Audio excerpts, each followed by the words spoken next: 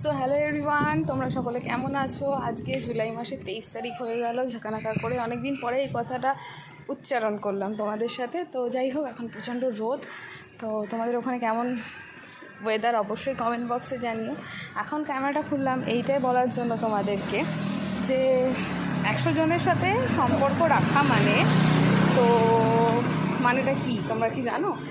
আমার মনে হয় 100 জনের সাথে সম্পর্ক রাখার মানেটা হচ্ছে সবাইকে মেনটেন করা, এবং তার দরুন তোমার আরও 10টা শত্রু জন্মাবে ওই 100 জনের মধ্যে থেকে।